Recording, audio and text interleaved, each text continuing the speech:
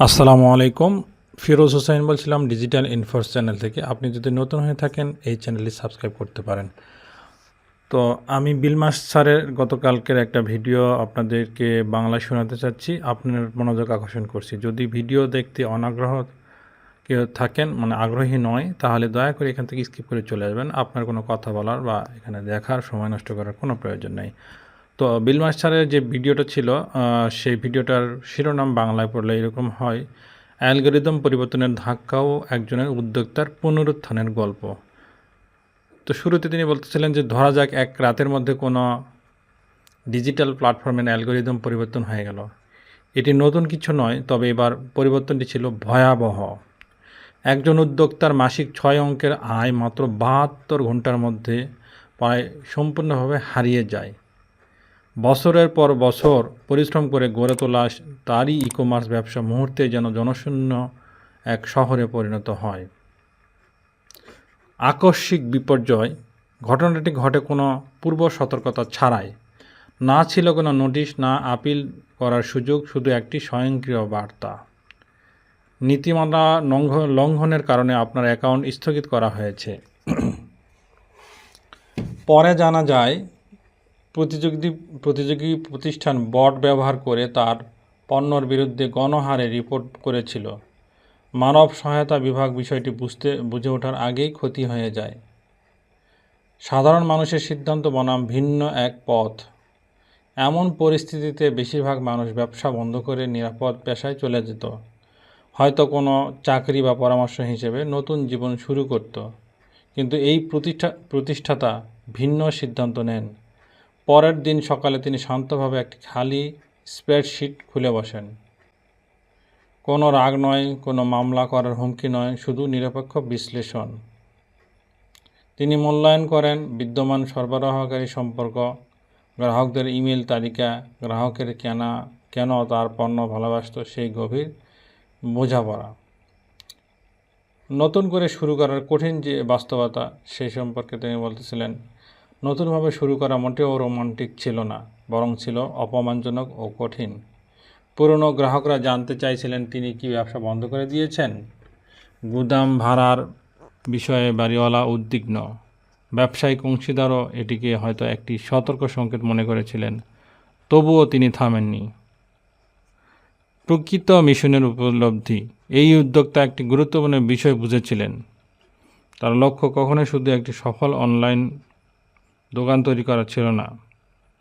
দোকানটি ছিল কেবল একটি মাধ্যম।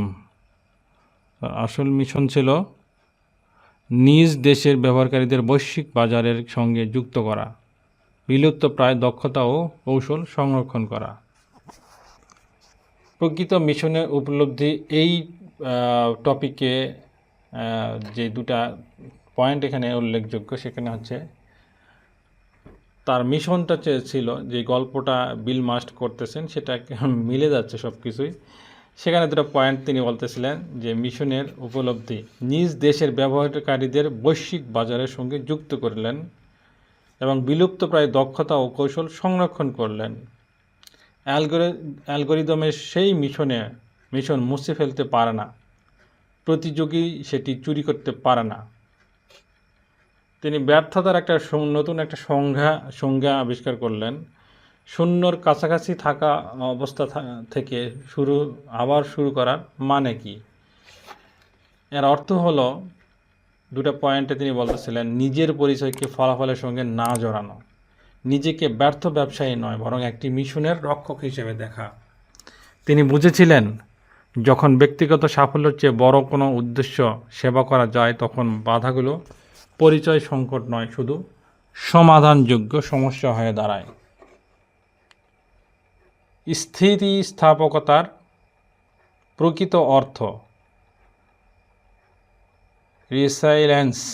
এই রিসাইলেন্সের ক্ষেত্রে কঠোরতা নয়, বরং সংযুক্তির বিষয়। কোনো উদ্যোক্তা হাল ছেড়ে দেন কারণ তার নিজেদের মূল্য নির্ধারণ করেন নির্দিষ্ট সময়সীমা বা নির্দিষ্ট সময় ধরনের সাফল্যর সঙ্গে। কিন্তু এই প্রতিষ্ঠাতা নিজের মূল্যকে যুক্ত করেছিলেন অঙ্গীকারের সঙ্গে। তিনি বিশ্বাস করতেন যতদিন তিনি চেষ্টা চালিয়ে যাচ্ছেন ততদিন তিনি জয়ী।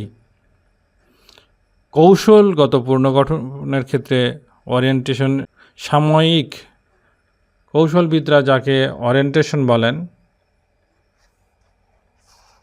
অর্থাৎ তিনি দিক পরিবর্তন না করে অবস্থান পুনর্মূল্যায়ন করার ক্ষমতা তিনি সেটিই প্রয়োগ করেন। তিনি সহজ পথ বেছে নেননি, বরং একই মিশনে ফিরে গেছেন, তবে এবার দুর্বলতা সম্পর্কে আরও বেশি জ্ঞান নিয়ে। 2 বছর পরের ফলাফল। 2 বছর পরে তার পুনর্গঠিত ব্যবসা হয়ে ওঠে আরও বিকেন্দ্রীকৃত, আরও শক্তিশালী ও ঝুঁকি সহনশীল, মূল উদ্দেশ্যের সঙ্গে আরও সামঞ্জস্যপূর্ণ। এই পুনরারম্ভ তার মিশনকে ভাঙেনি, বরং পরিশুদ্ধ করেছে।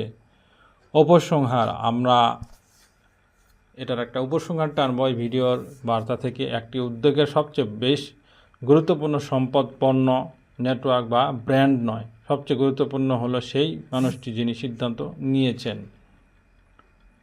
মিশন সম্পূর্ণ করাই চূড়ান্ত লক্ষ্য। বারবার নতুন করে শুরু করার নীরব অবিচল দৃঢ়তাই হচ্ছে প্রকৃত সফলতার পরিচয়। এটি ব্যর্থতার ছদ্মবেশ নয়, এটি এক নিষ্ঠা ও বিশ্বাসের সবচেয়ে সুন্দর প্রকাশ। আমাদের এই ভিডিওটি যদি ভালো লেগে থাকে, আরও এই ধরনের ভিডিও থেকে আপনার বাংলায় অনুবাদ শুনতে যদি আগ্রহ প্রকাশ করেন, তাহলে চ্যানেলটি সাবস্ক্রাইব করে দেবেন এবং বেল বাটন অন করে দেবেন। তাছাড়া ভিডিওর শিরোনামে ডিসক্রিপশনে আমাদের টেলিগ্রাম এবং হোয়াটসঅ্যাপ চ্যানেলের লিঙ্ক দেওয়া আছে। আপনি যদি চান সেখানে যুক্ত হতে পারেন, সেখানে আমরা কিন্তু ছোটো ছোটো আপডেটগুলো দিয়ে থাকি। তো আজকের মধ্যে এখানে শেষ করছি। ধন্যবাদ। পরবর্তীতে অন্য কোনো ভিডিওতে আবারও কথা হবে। আল্লাহ হাফেজ। আসসালামু আলাইকুম।